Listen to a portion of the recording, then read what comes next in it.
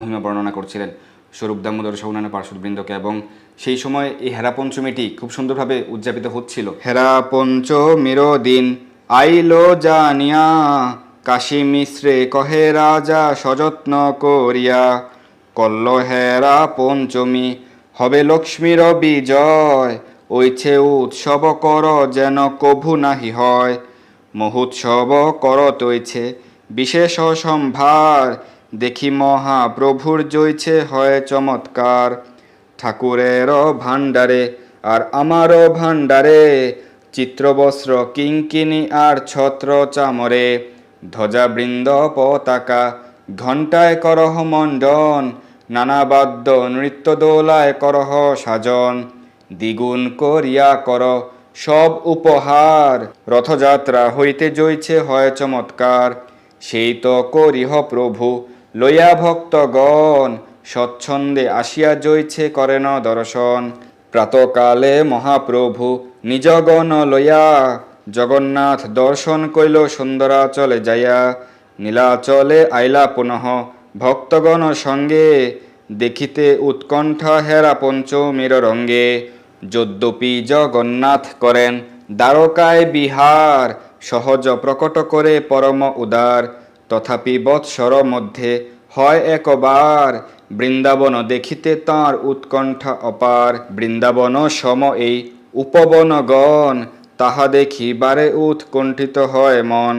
বাহির হইতে করে রথযাত্রা ছল, সুন্দরাচলে যায় প্রভু ছাড়ি নীলাচল। নানা পুষ্প উদ্যানে তথা খেলে রাত্রি দিনে, লক্ষ্মী দেবীর সঙ্গে নাহি লয় কি কারণে। স্বরূপ কহে শুন প্রভু কারণ ইহার, বৃন্দাবন ক্রীড়াতে লক্ষ্মীর নাহি অধিকার। বৃন্দাবন লীলায় কৃষ্ণের সহায় গোপীগণ, গোপীগণ বিনা কৃষ্ণের হরিতে নারে মন।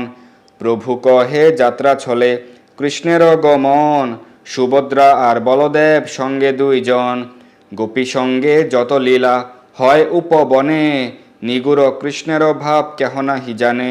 অতএব কৃষ্ণের প্রাকট্যে নাহি কিছু দোষ, তবে কেনে লক্ষ্মী দেবী করে এত রোষ। স্বরূপ কহে প্রেমবতীর এই তো স্বভাব, কান্তের ঔদাস্যলেশে হয় ক্রোধ ভাব।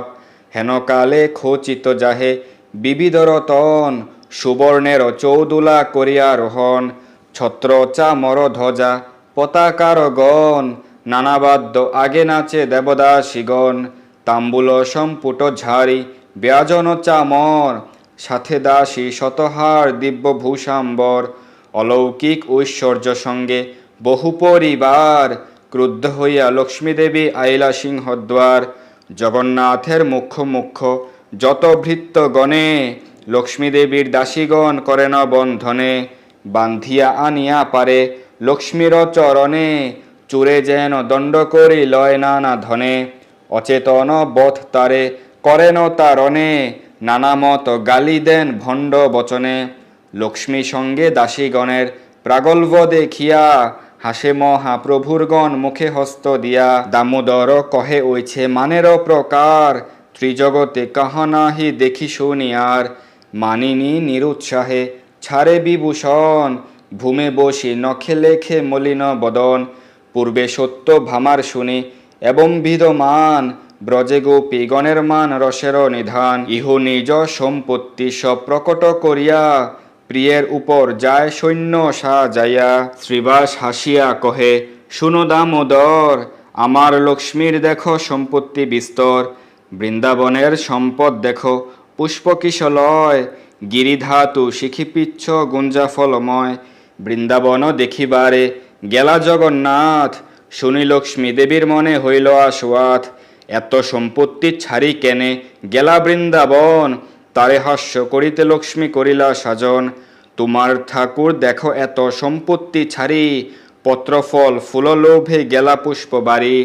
এই কর্ম করে কাহা বিদগ্ধ শিরোমণি, লক্ষ্মীর অগ্রেতে নিজ প্রভুরে দেহ আনি।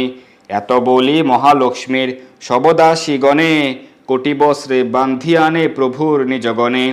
লক্ষ্মীর চরণে আনি করায় প্রণতি, ধনদণ্ড লয় আর করায় মিনতি।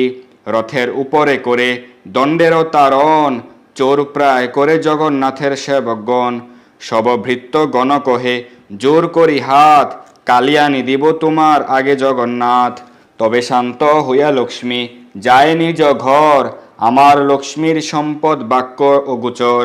তো আমরা প্রথমে হেরা পঞ্চমীর যে মহিমা বর্ণনা করেছিলাম সংক্ষিপ্ত আকারে, সেটি খুব সুন্দরভাবে এখানে উল্লিখিত রয়েছে। তো আপনারা বাড়িতেও চৈতন্য চরিতামৃতের মধ্যলীলার 14দশ অধ্যায়ে বর্ণিত এই হেরা পঞ্চমী লীলা মহিমা পাঠ করতে পারেন, এবং যারা শ্রীক্ষেত্র পুরীধামে রয়েছেন তারা এই পঞ্চমী তিথিতে সরাসরি দর্শন করতে পারবেন হেরা পঞ্চমী লীলা। প্রতি বছরই এই আষাঢ় মাসের শুক্লপক্ষের পঞ্চমী তিথিতে শ্রীক্ষেত্র পুরীধামে এই হেরা পঞ্চমী মহোৎসব পালন করা হয়ে থাকে।